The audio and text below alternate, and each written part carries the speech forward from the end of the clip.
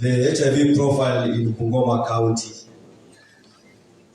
Basically, what we are having at the moment, we have around 30,000 people living with HIV, and they have been put on treatment. The main purpose we are here today, ladies and gentlemen, is we want to fight or to end what we call the triple threat. The triple threat in this case includes, we want to fight against teenage pregnancy, that is one. Number two, we want to fight against new infections that we have seen. There is an increase in number of new infections among our population, and also we want to fight against sexual gender-based violence. Based on our statistics, we know compared to the last year, our figures have gone up. So we need to join hands, all the stakeholders on board, so that we can fight this fight together. Our basic concept here is we want to address what we call primary health, because at the moment we are offering various services in our health facilities. Especially, we have established so many care centers that we are handling people who are living with HIV.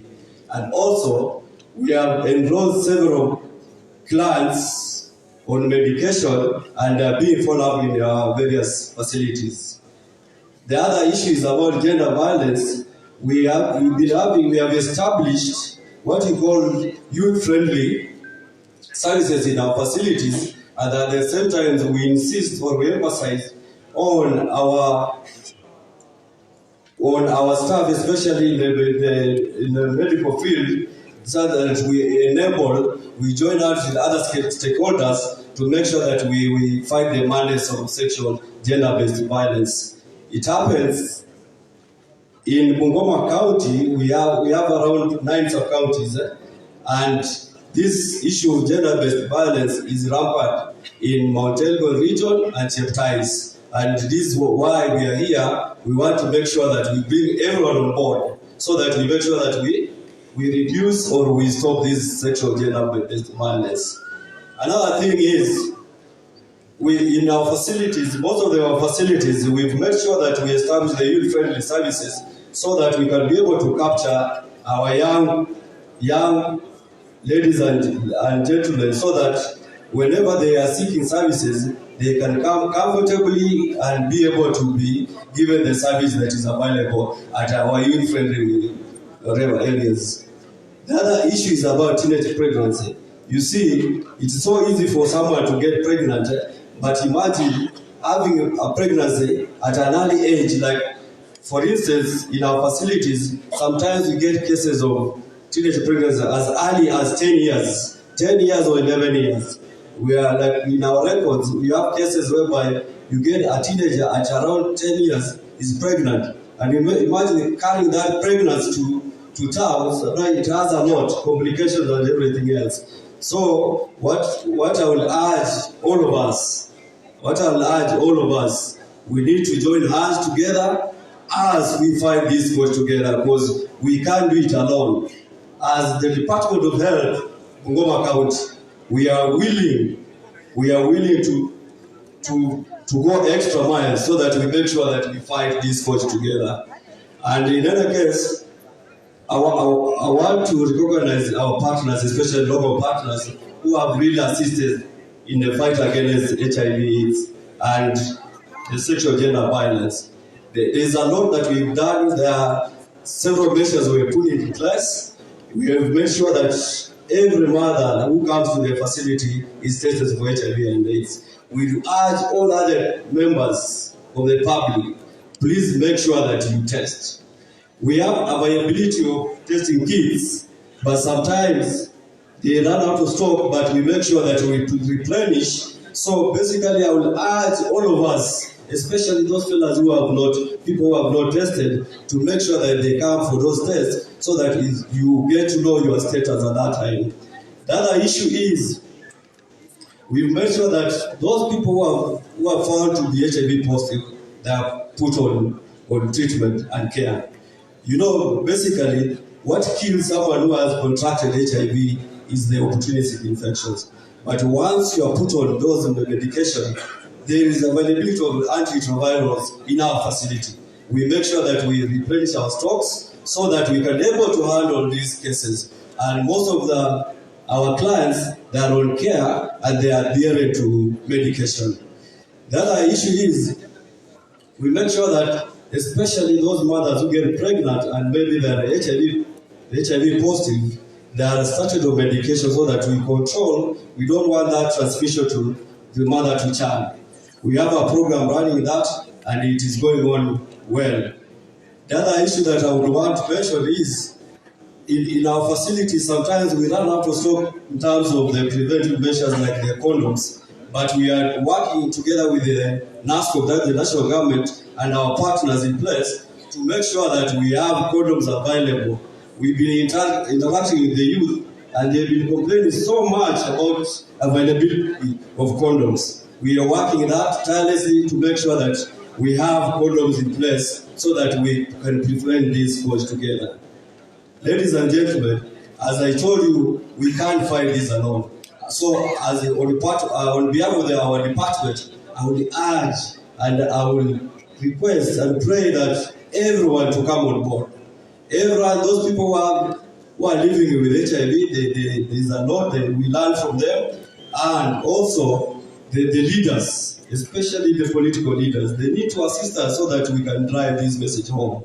We've organized through the public health to make sure that we go through barassas so that we can preach this gospel as we try to fight these triple threats. You know, at the moment we are having a lot of challenges, but I can assure you, with all of us on board, we can make sure that we can surmount these challenges. Ladies and gentlemen, with those few remarks, I would kindly request that you feel free around. We are going to move this together. We are going to work together. We are going to consult, and we make sure that we fight the triple threat together. Thank you so much.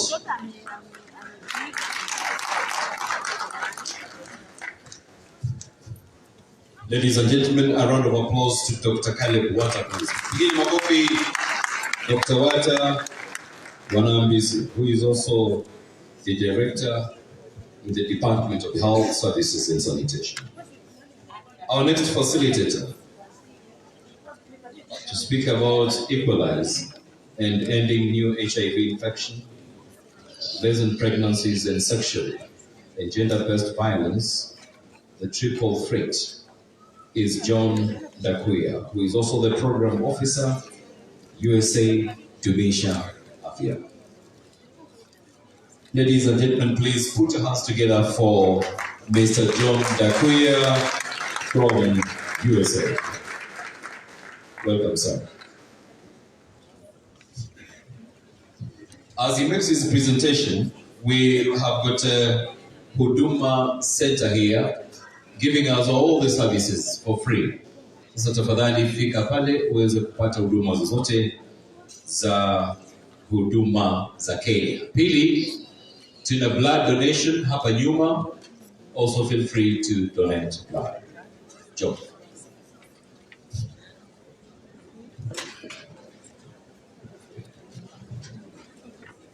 Okay. All protocols are observed. Ladies and gentlemen, good morning. Good morning once more. My name is Dakuya John from USA Dumisha Afia. I'm going to talk about the triple threat and the theme for World HD this year. As you are all aware, and you've been able to see all the communication materials that have been displayed around, we are communicating towards ending the triple threats that we are facing in Kenya.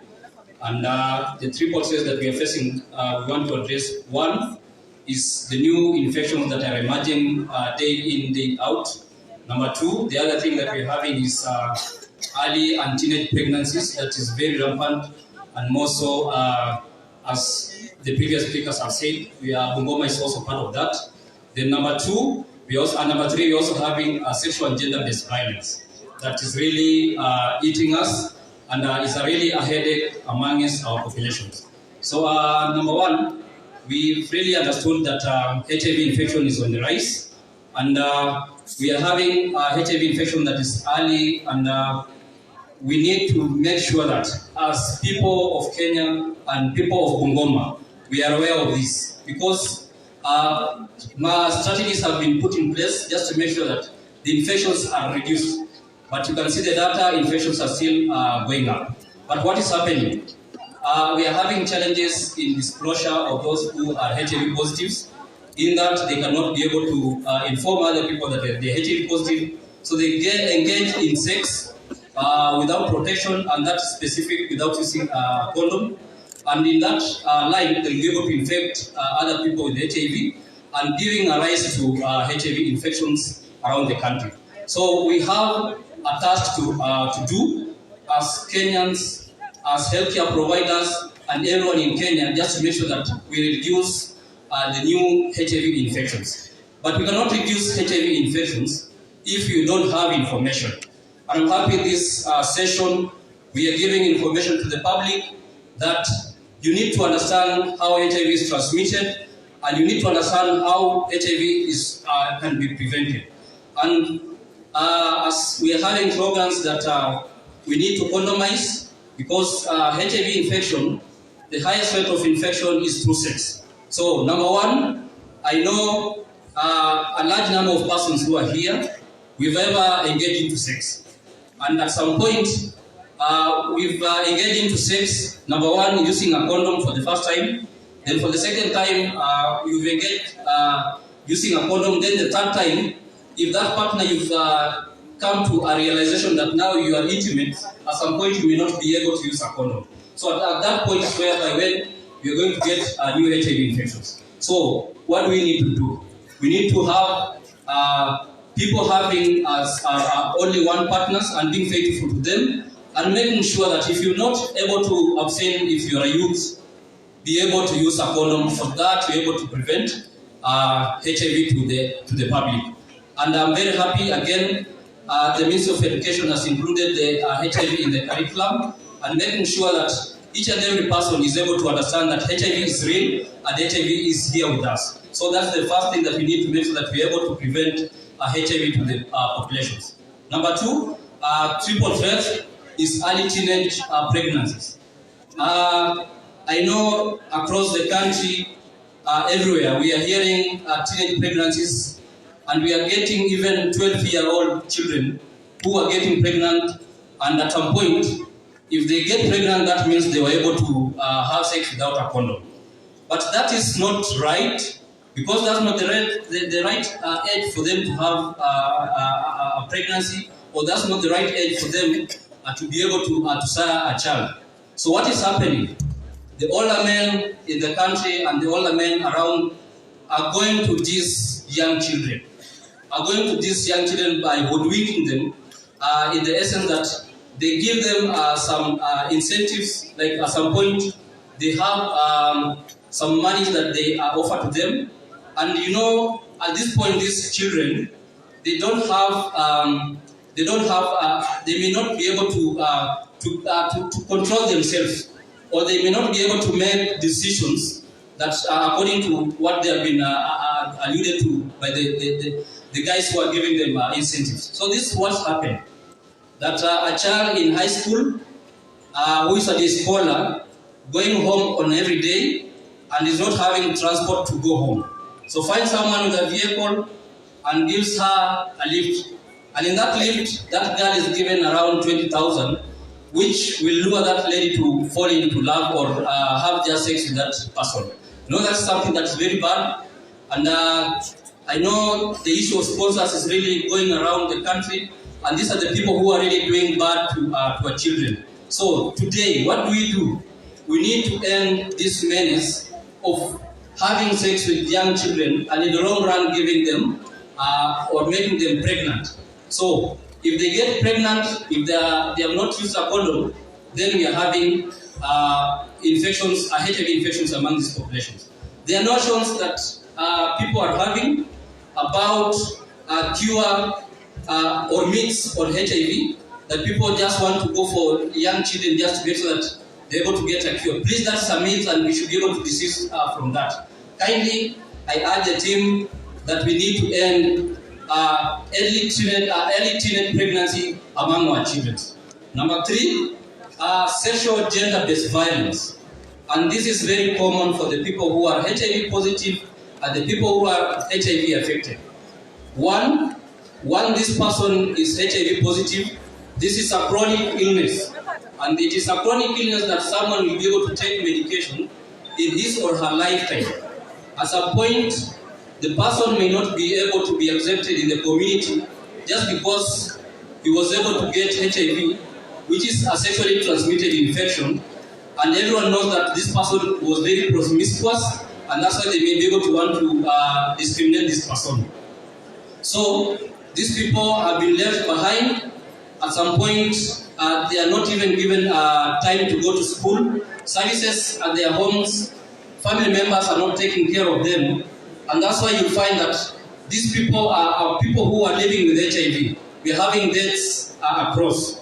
And the thing is that once they are discriminated and they are stigmatized, they may not be able to take the medications as prescribed. And in that manner, they'll be able not to have viral suppression as required by the healthcare system. So, the other thing is that at some point we are having clashes or misunderstandings among the communities that's really leading to gender-based violence. And again, I want to allude that gender-based violence is not only for the female, but gender-based violence again is also for the men. And men again at this position, men don't turn up to show up if they have been violated because of fear. But today, as a strategy of equalize and triple threat, we are calling upon everyone, if you are violated, despite your gender, despite your age, please come out and report that. Because there are structures in place that can be able to help us ensure we end sexual and gender-based violence amongst our communities. The other thing is that we also have gender-based violence in our workplaces, in our homes that just go unreported. Today, gender-based violence is really contributing to HIV infection, because if someone is raped, you don't know the perpetrator had HIV or not. So what happens is this, that the survivor will be left with HIV unknowingly. So if we don't follow up this, then we are able to transmit HIV to the community and to the people in Kenya as a whole. So what are we calling us to look at? Today, this year, we want to equalize. In Kiswahili is sawazisha. We want to make sure that the services are being offered to the people living with HIV. The services are being offered to teenage girls who are seeking services in the facilities. And also, services are being offered to people who have been sexually violated. I want now to come back here to Bungoma County. I understand Bungoma County, we have a local language that is big here. Hello, I have a question that I want to pass across. And the question is this: how many of us have ever gone for a HIV test? To raise their hand up. How many of us? I can see some people are fearing. I see 90% have raised their hands up. So, when you went for a HIV test, at some point, you had something that you know you expected out of that. The two things that you expect, number one is being HIV positive or HIV negative. And when it reaches, you are given a HIV positive result, most of us, I know, we are disturbed. And from what we see, some people even sweat profusely. Kindly, today what we are passing across is that we know our HIV status, because this is the first thing by ending HIV by 2030. Kindly, I know even in this forum we are having HIV testing services. I believe each and every one of us will have some time just to pass there and have a HIV test. Then the second question that I want to ask is, from this population, how many of us have ever had or have been able to visualize, or have had a family member who is a teenage and has been able to has been impregnated in an early stage? Can I just see by show of hands for those people who have ever heard of teenage pregnancies? Hello? Show of hands for those people who have ever heard of teenage pregnancies. So, true, it is something that's really affecting us. So as we go out today, please be advocates of ending early teenage pregnancies in our community. Number 3, how many of us have ever been violated sexually? How many of us have ever been violated sexually? Thank you, my brother. The experience is very bad. Yeah, I believe so. You'll be traumatized. You feel like you're rejected in the community. But now here's the message, that everyone needs to stand up and make sure that sexual and gender-based violence is really ended in this country and also ended in this county, and make sure that everyone is safe and not violated. So, people, as I finalize, we need to equalize. Lazima tusawazishe. Lazima watu wa Bungoma Mungo. Mulale ya ghasia. Watu wa Bungoma. Mulale ya ghasia. Mulamala kama waka HIV infections. Mulamala. Kuloma ulitawe, si ndio? So when I say no new to HIV infection, to say tawe. Sawa sawa? New HIV infections? New HIV infections? So you've agreed that you are ending, si ndio? So tawe means no. The second thing, when I say early teenage pregnancies, you say again? Early teenage pregnancies? Early teenage pregnancies? So we unanimously agree that we are going to end early teenage, but I've not heard men saying this. Men in the house, I want you to respond. Early teenage pregnancies, men? Sijasikia base. Early teenage pregnancies, men? Early teenage pregnancies, men? Thank you very much. So the third thing I want to ask you, we are saying no to sexual and gender-based violence. True? So, sexual gender-based violence, you say tawe.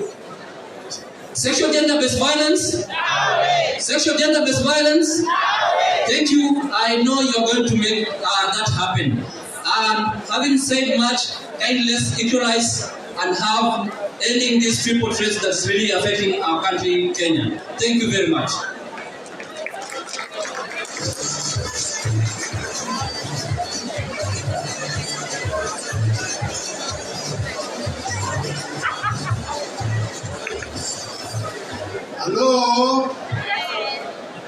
Halo.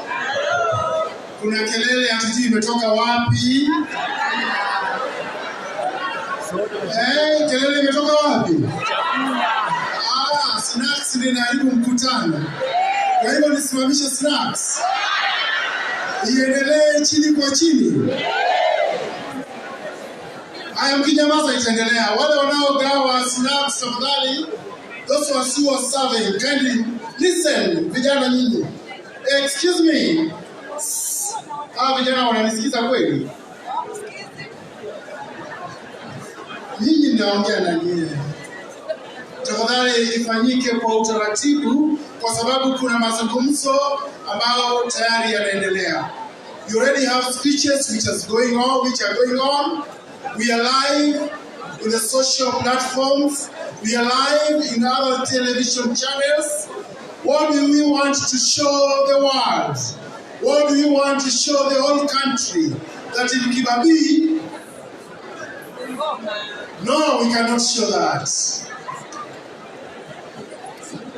Wale ambao wanagawa snacks, tafadhali, you may hold a bit. Ninawaleta ndani kwa mpango, tafadhali. Just hold on. Wale yule anatembea kreti ya mkate, simama hapo kwanza. Thank you.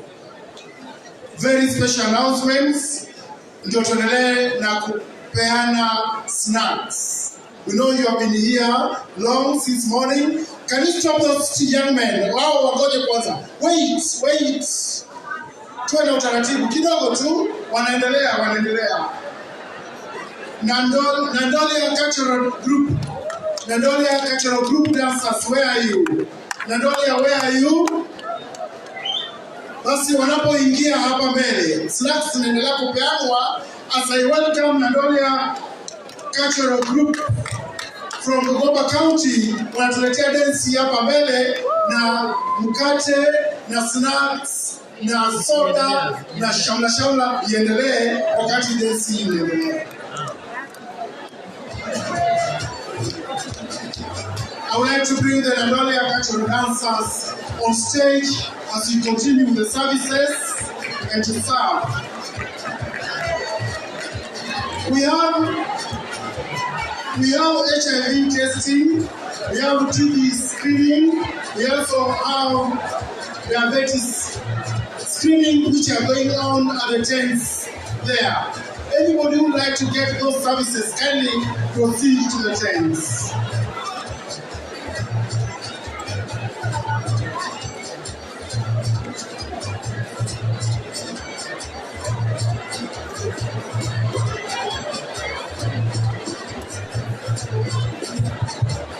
One, two.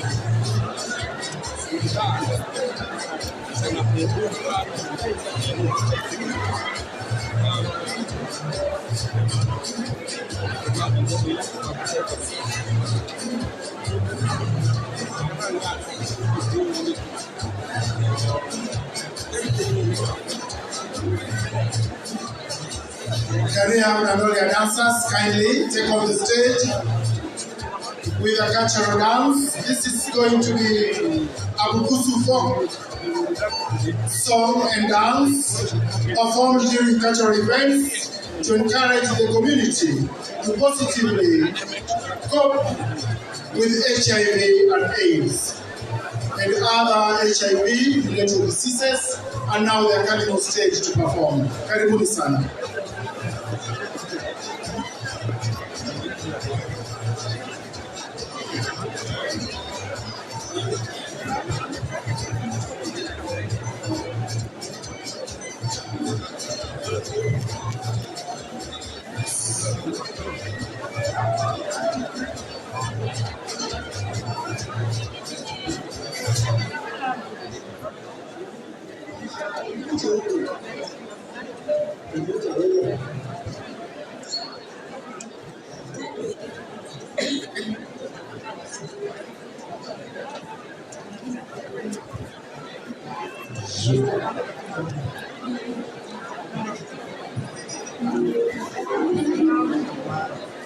Wale ambao wanasahau ongeza sauti tafadhali.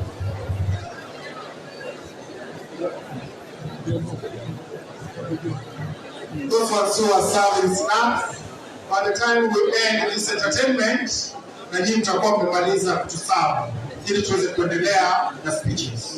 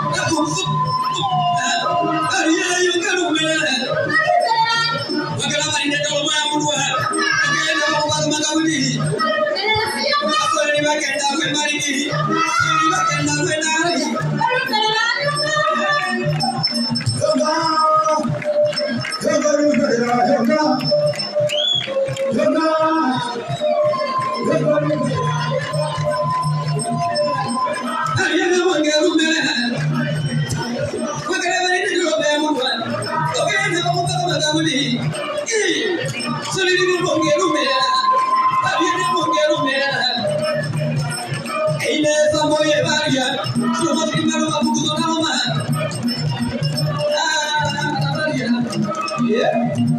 Ladies and gentlemen, a round of applause to Nandolia Culture Dance Group. Thank you. Sound engineer. Thank you.